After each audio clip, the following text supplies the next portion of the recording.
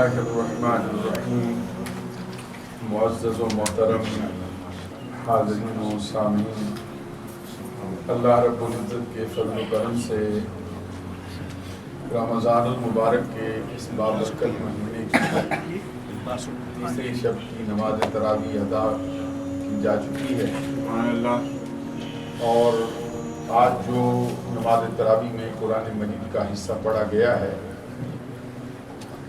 وہ اللہ تبارک و تعالیٰ کے فضل و کرم سے آج سورہ آل عمران مکمل ہو گئی ہے، یعنی چوتھے پارے کے 3/4 حصے آج ہم پڑھنے کا شرف و اعزاز حاصل کر چکے ہیں۔ آج نماز تراویح میں 18 رکوع پڑھے گئے ہیں اور 180 آیات کی تلاوت مکمل کی گئی۔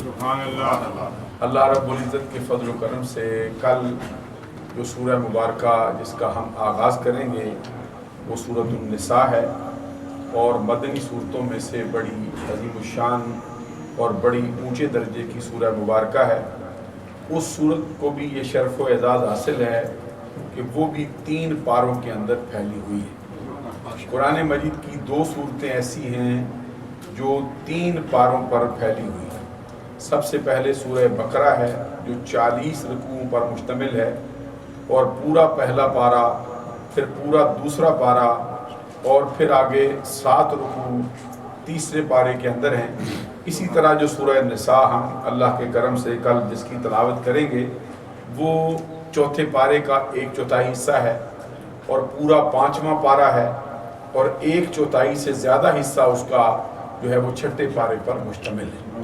آج جو تلاوت کلام پاک کی گئی ہے اس کے اندر بڑے مرکزی مضامین بیان ہوئے ہیں، جس میں خاص طور پر جو اسلام کی تاریخ کا پہلا غزوہ ہے جس کو غزوہ بدر کہا جاتا ہے، اس کی مکمل تفصیل جو ہے آج اس کے اندر بیان کی گئی ہے، اور اللہ تبارک و تعالیٰ کا فرمان وَلَقَدْ نَصَرَكُمُ اللَّهُ بِبَدْرٍ وَأَنْتُمْ أَذِلَّةٌ فَاتَّقُوا اللَّهَ لَعَلَّكُمْ تَشْكُرُونَ۔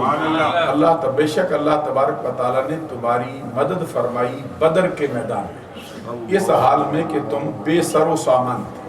اذلہ کا معنی اکثر مفسرین کرام کے ہاں جو کیا گیا ہے اے قلت العدد والسلاح، کہ تمہارا حال یہ تھا کہ تمہارے ہاں افراد کی بھی کمی تھی اور جو اسلحہ ہے اس کی بھی بہت زیادہ کمی تھی، لیکن اللہ تبارک و تعالیٰ کی مدد سے تم نے وہ پہلا غزوہ اسلام کی تاریخ جو ہے اس میں آپ فتح یاب ہوئے۔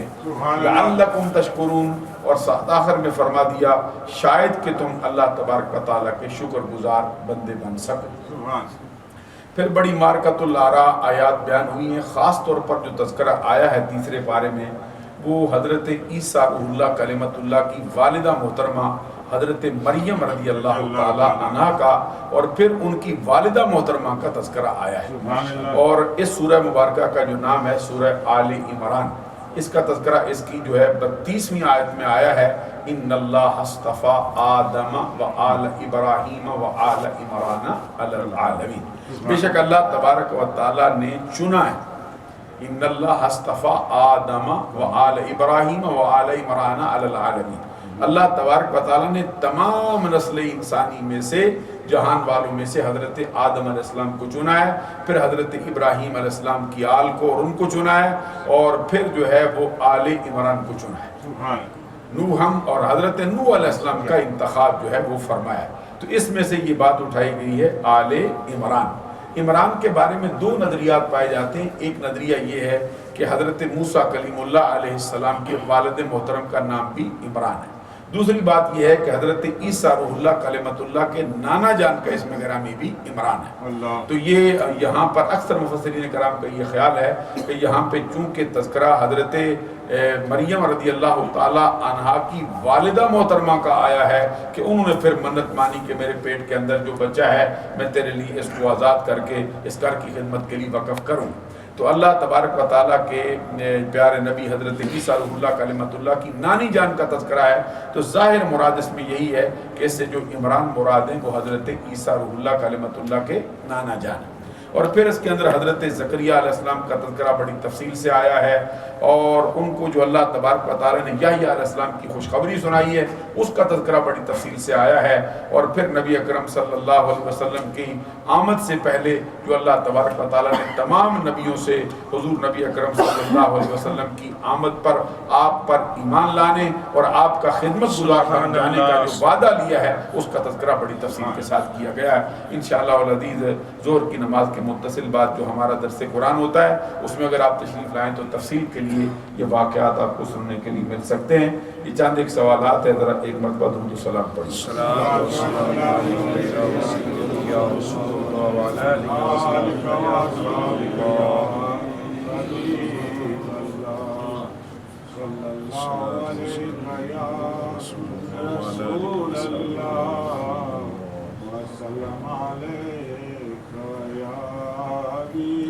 ماشاءاللہ بڑا اچھا سوال کیا گیا ہے۔ پہلا سوال یہ ہے، کہتے ہیں کسی بد عقیدہ بندے کے پیچھے نماز پڑھی کیوں نہیں پڑھی جا سکتی، اس کی وجوہات کیا ہے؟ اس کی وجہ یہ ہے کہ جو بندے کا امام ہوتا ہے، امام ضامن ہوتا ہے، اور اگر امام کی نماز سرے سے نہ ہو تو اس کے پیچھے جو نماز پڑھنے والا اس کی کیسے ہو سکتی ہے؟ تو بد عقیدہ بھی آپ سمجھتے ہیں کہ بندہ بد عقیدہ ہے، اس کے عقیدے کے اندر ایک بری بات پیدا ہو گئی ہے۔ مثال کے طور پہ ایک بندے کا یہ نظریہ ہو کہ یہ قرآن جو ہے یہ اصلی کتاب نہیں ہے، بدلی ہوئی کتاب ہے، تو آپ جانتے ہیں اس کی اپنی نماز نہیں ہوگی۔ ایک بندے کا یہ عقیدہ ہو کہ اللہ تبارک و تعالیٰ جھوٹ بول سکتا ہے، ایک بندے کا یہ نظریہ ہو کہ صرف جھوٹ ہی نہیں، جتنے برے کام بندہ کر سکتا ہے اللہ بھی کر سکتا ہے، تو اس کی اپنی نماز نہیں ہوتی، آپ کی اس کے پیچھے کیسے ہو؟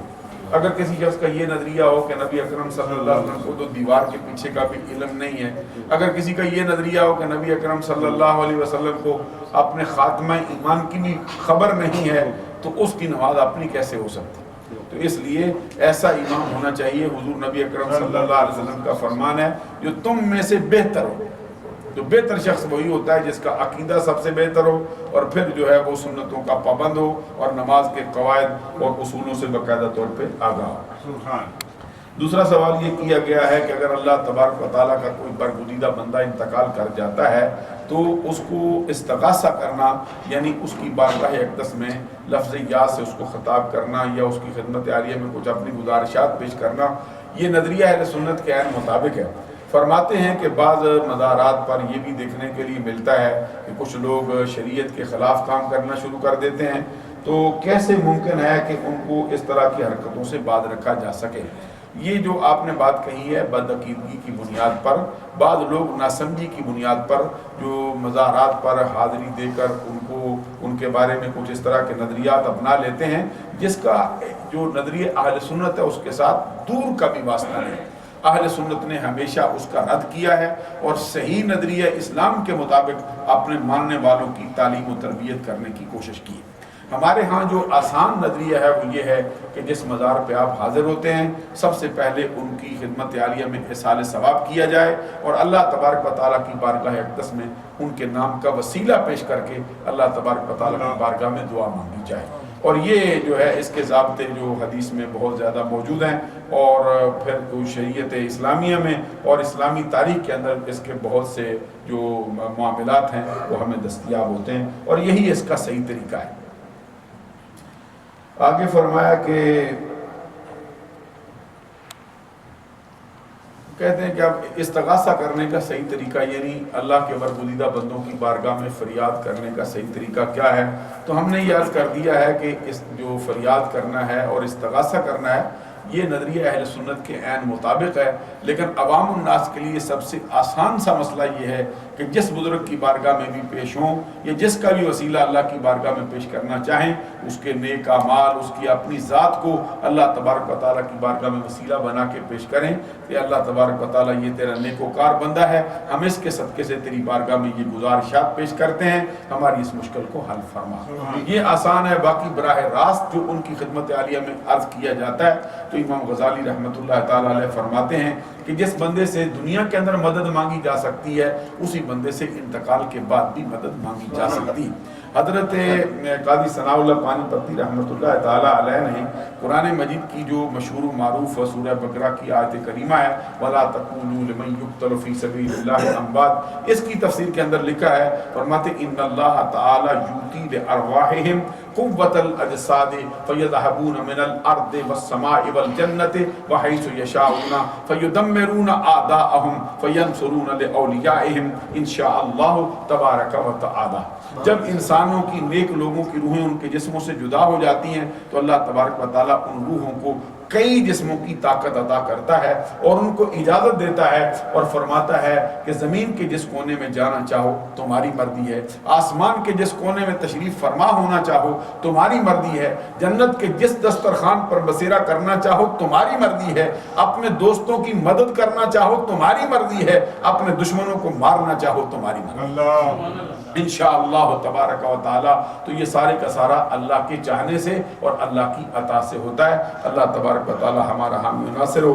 اگر آپ کوئی سوال کرنا چاہیں تو جواب کے لیے حاضر ہیں. صاحب ایک حدیث میں نے سنی تھی کہ حضور صلی اللہ علیہ وسلم نے فرمایا کہ میری امت میں 72 یا 73 فرقے ہوں گے اور ان میں سے ایک جنت میں جائے گا. تو ہمیں یہ کیسے اطمینان ہو کہ ہم اسی فرقے کے فالو کریں؟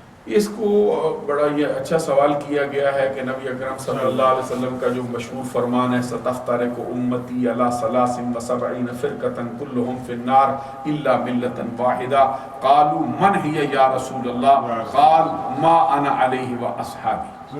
حضور نبی اکرم صلی اللہ علیہ وسلم نے فرمایا ان قریب میری امت 73 فرقوں میں تقسیم ہوگی اور وہ سارے کے سارے جہنمی ہوں گے، سارے کے سارے جہنم کا ایندھن بنیں گے سوائے ایک جماعت کے. ملت واحدہ کے نام سے اس کو یاد کیا سرکار نے. صحابہ کرام رضوان اللہ تعالی علیہ مجمعین نے بارگاہ رسالت میں عرض کیا من ہی یا رسول اللہ، آقا وہ ملت واحدہ کون ہے، وہ کون سی جماعت ہے وہ جو جنتی ہوگی؟ اس کے جواب میں نبی اکرم صلی اللہ علیہ وسلم نے فرمایا ما انا علیہ و اصحابی، وہ جماعت وہ ہے جس پر میں ہوں، جس پر میرے صحابہ. سبحان اللہ. یہ صحابہ جس پر چل رہے ہیں. تو نبی اکرم صلی اللہ علیہ وسلم نے اس کی نشانی خود فرما دی ہے کہ جو نظریہ میرا ہے، جو نظریہ میرے صحابہ کا ہے، آنے والی میری امت کے اندر جس جماعت کا یہ نظریہ ہو کہ صحابہ کرام کے نظریے کو اپنائی ہوئی ہو اور میرے نظریات کو اپنائی ہوئی ہو، وہ سیدھے راستے. اور پھر اس کے فیصلے جو ہیں وہ صحابہ کرام کے دور آخر میں خود ہو گئے. حضرت علی شیر خدا رضی اللہ تعالیٰ عنہ سے پوچھا گیا کہ آج کل یہ نئے نئے فرقے جنم لے جا چکے ہیں تو آپ کا کیا فرمان ہے؟ تو آپ نے فرمایا یہ سارے نظریات باطل ہیں. تو پھر اس سوال کرنے والے نے عرض کیا حضور صحیح نظریہ کیا ہے؟ فرمایا صحیح نظریہ جو ہے وہ اہل سنت و جماعت کا. پوچھا گیا پھر آپ کون ہیں؟ فرمایا انا اہل سنت والجماعت، ہم اہل سنت و جماعت ہیں جو نبی اکرم صلی اللہ علیہ وسلم کے راستے پر چل رہے ہیں. ایک حدیث میں بھی سرکار کا فرمان ہے من مات علی حب آل محمد مات شہیدا، من مات علی حب آل محمد مات تائبا، من مات علی حب آل محمد مات مغفور اللہ، ومن مات علی حب آل محمد مات علی السنت والجماعہ. نبی اکرم صلی اللہ علیہ وسلم فرماتے ہیں جو شخص اہل بیت کی محبت میں مرتا ہے وہ شہادت کی موت مر رہا ہے. جو اہل بیت کی محبت میں مرتا ہے وہ ایمان کی حالت میں دنیا سے جا رہا ہے. جو اہل بیت کی محبت میں مرتا ہے سمجھو وہ بخشا ہوا دنیا سے جا رہا ہے. اور پھر فرمایا جو اہل بیت کی محبت میں مرتا ہے سمجھ لو وہ اہل سنت و جماعت کے نظریے پر انتقال کر رہا ہے. تو 1400 سال سے وہی جماعت جو صحابہ کرام کے نظریات کو لے کے چل رہی ہے، اہل بیت اطہار کے نظریات کو لے کے چل رہی ہے، جنہوں نے کوئی نیا نظریہ نہیں نکالا ہے بلکہ نبی اکرم صلی اللہ علیہ وسلم کے فرمودات سے اپنے نظریات کو اخذ کیا ہے، وہ جماعت جو ہے وہ حق پر ہے. سبحان اللہ. اور کوئی سوال اور شاید فرما سکتے؟ جی وعلیکم السلام ورحمۃ اللہ. سر یہ جو ہم تسبیحات پڑھتے ہیں تراویح کے اندر، اس کی حدیث میں کوئی ثبوت ہے؟ یہ تسبیحات کہاں سے ہیں؟ یہ جو ماشاءاللہ ویسے تو اس کا جو ذکر ہے کہ اللہ تبارک و تعالیٰ کی پاکیزگی کے جو کلمات ہیں سبحان ذی الملک والملکوت سبحان ذی العزت والعظمت والعظمت والحیبت والقدرت والکبریاء والجبروت سبحان الملک الحی الذی لا ینام ولا یموت سبوح قدوس ربنا ورب الملائکۃ والروح اللہم اجرنا من النار یا مجیر یا مجیر یا مجیر. سبحان اللہ بھی فرمائیں. اس کے بارے میں ایک روایت آئی ہے کہ حضرت ابراہیم خلیل اللہ علیہ السلام کو آزمانے کے لیے جبرائیل امین انسانی شکل میں آئے تھے تو انہوں نے یہ تسبیح پڑھی تھی. تو حضرت ابراہیم علیہ السلام نے ان سے جا کے کہا تھا کہ آپ نے میرے اللہ کا نام لیا ہے ایک مرتبہ پھر سنا دو. تو انہوں نے عرض کیا کہ پہلے تو میں نے اپنی مرضی سے لیا ہے، اب آپ کیا دیں گے اگر لیتا ہوں؟ تو آپ نے فرمایا میرا جتنا مال ہے آدھا لے جانا ایک مرتبہ سنا. تو حضرت ابراہیم علیہ السلام نے پھر سنا، انہوں نے پھر پڑھا، تو آپ نے پھر فرمایا ایک مرتبہ اور سناؤ، تو انہوں نے عرض کیا کہ آپ کیا دیں گے باقی اس ایک مرتبہ پڑھنے پر؟ تو حضرت ابراہیم علیہ السلام نے فرمایا بقیہ جتنا مال ہے وہ بھی لے جانا۔ پھر انہوں نے عرض کیا پڑھنے کے بعد پڑھا، انہوں نے حضرت ابراہیم علیہ السلام نے فرمایا ایک مرتبہ پھر سناؤ۔ انہوں نے فرمایا کہ اب کیا دو گے؟ فرمایا اب میں رہ گیا ہوں، میں تیرا غلام بن جاؤں گا، تیری بھیڑ بکریاں چرواتا رہوں گا، مجھے میرے اللہ کی تسبیحات سنا۔ سبحان اللہ۔ بعض کتابوں نے اس کو یہاں پر نقل کیا ہے، اور یہ آپ کو معلوم ہے کہ انتہائی پسندیدہ الفاظ ہیں، اور اس کو اگر یعنی صحابہ کرام کے زمانے کے اندر اس طرح نہ بھی پڑھا گیا ہو، تو چونکہ یہ تسبیحات بہت اونچے درجے کی ہیں، اللہ تبارک و تعالیٰ کی بادشاہی کا اقرار ہوتا ہے، اللہ تبارک و تعالیٰ کی سلطنت کا، اس کے والی ہونے کا اقرار ہوتا ہے، اللہ کی بارگاہ میں اپنی معافی مانگی جاتی ہے، تو یہ بہت سے اچھے الفاظ ہیں۔ جو صحابہ کرام رضوان اللہ تعالیٰ علیہ مجمعین میں نماز تراویح کا قاعدہ تھا وہ یہ تھا کہ 4 رکعت پڑھ کر بیٹھ جاتے تھے اور بیٹھے رہتے تھے، اس کے اندر وہ جو ہے وہ تسبیحات کرتے رہتے اور وظیفے کرتے رہتے، کافی دیر، اتنی دیر گزرتی جتنی دیر 4 پڑھنے میں گزرتی تھی، تو پھر وہ کھڑے ہو کے پڑھتے تھے، آرام کیا کرتے تھے اس کے اندر۔ تو آج کل چونکہ ایک مشینی سا دور ہے، سائنسی دور ہے، جس کے اندر بندے بہت جلدی کرنا چاہتے ہیں، تو اس کے لیے علماء نے یہ جو تسبیح تراویح ہے جس کے اندر بہت سے اچھے الفاظ ہیں، اللہ تبارک و تعالیٰ کی تسبیح ہے، اس کی تمجید ہے، اس کی تحمید ہے، اس کی پاکی کے کلمات ہیں، اس کے یعنی اس کے جو تسبیحات ہیں وہ بیان کی گئی ہیں، تو اس کو انہوں نے مقرر فرما دیا ہے، اس کے اندر کوئی قباحت کی بات نہیں۔ سبحان۔ اور کوئی سوال کرنا چاہیے؟